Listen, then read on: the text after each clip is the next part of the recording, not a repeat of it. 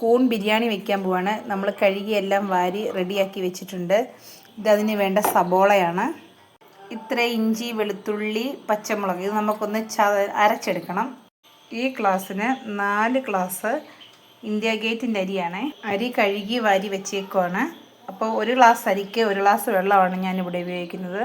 4 glass വെള്ളവും എടുത്ത് ഞാനിവിടെ വെച്ചിട്ടുണ്ട്. ഈ പാത്രം അടുപ്പിലോട്ട് വെച്ചിട്ടുണ്ട്. ചൂടായി വരുമ്പോൾ നമുക്ക് നെയ്യ് ഒഴിച്ചിട്ട് നമുക്കിതെങ്ങനെയാണ് ചെയ്യുന്നതെന്നൊന്ന് നോക്കാം. ചൂടായിട്ടുണ്ട്. നമുക്ക് ശകലം നെയ്യ് ഒഴിച്ചു കൊടുക്കാം. നമുക്ക് ഏലക്ക, ഗ്രാമ്പു, കറുവാപ്പട്ട, ലീഫ് ഇത്രയും കൂടി ഇട്ടൊന്ന് ജസ്റ്റ് ഒന്ന് ചൂടാക്കാം. അരിഞ്ഞ് വെച്ചേക്കുന്ന സബോള ഇട്ട് കൊടുക്കാം. ഒന്ന് ഇളക്കി കൊടുക്കാം. നമുക്കിതിനകത്തേക്ക് ശകല ഉപ്പും കൂടി ഇട്ട് കൊടുക്കാം. ഉപ്പിട്ട് കൊടുക്കുകയാണ്. ഇതൊരു ചെറിയ ഗോൾഡൻ കളർ പോലായി വരണം. പിന്നെ നമ്മുടെ പാത്രത്തിന് ശകലം പൊക്കമുള്ളത് കൊണ്ട് ചെറിയൊരു തടസ്സമുണ്ട്. എങ്കിലും എല്ലാവർക്കും കാണാമെന്നും ഇത് മനസ്സിലാക്കാമെന്നും വിശ്വസിക്കും.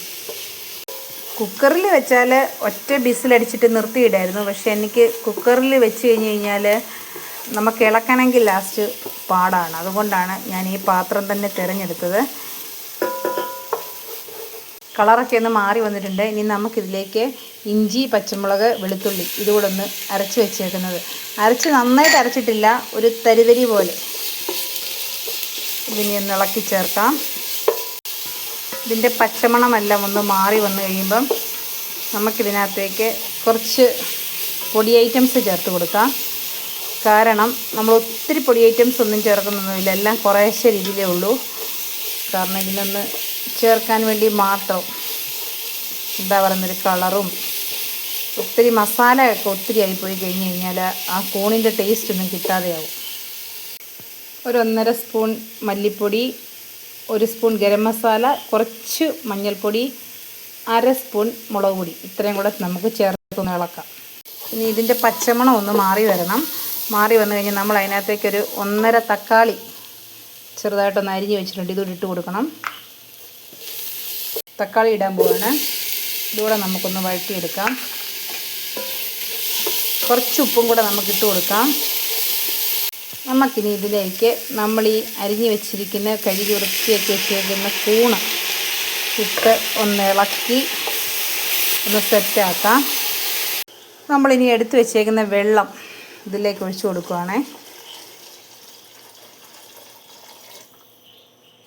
ഇതിനകത്തേക്ക് നമ്മൾ കഴുകി വാരി വെച്ചേക്കുന്ന അരി ഇട്ട് കൊടുത്തിട്ട് ആവശ്യത്തിനുള്ള ഉപ്പൊക്കെ നോക്കണം. നമ്മളൊരു ശകല ഉപ്പ് പൊടിക്ക് മുന്നേ നിൽക്കണം.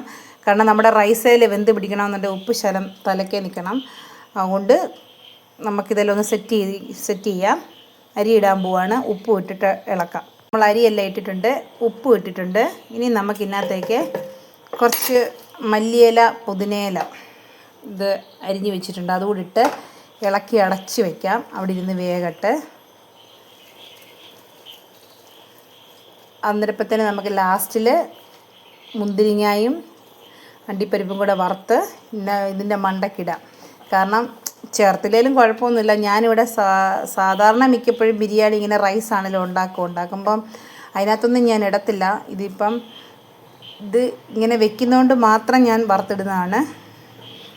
അപ്പം ഇതിങ്ങനെ ഇളക്കിയിട്ട് നമുക്ക് നമ്മുടെ അടപ്പം വെച്ച് നമുക്ക് അടച്ച് വയ്ക്കാം. ഇതിവിടെ ഇരുന്ന് വേകട്ടെ.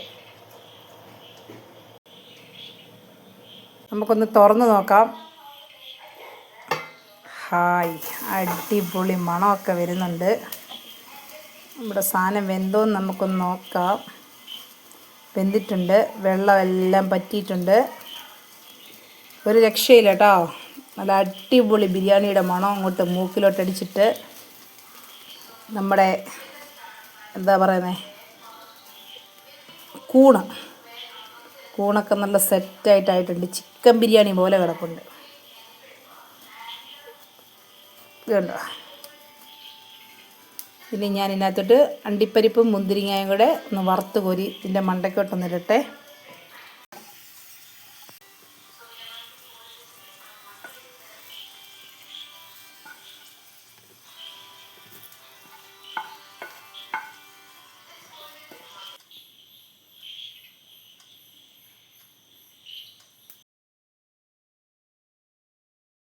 അങ്ങനെ നമ്മുടെ കൂൺ ബിരിയാണി മൊത്തം ഫിനിഷ് ചെയ്തിട്ടുണ്ട്.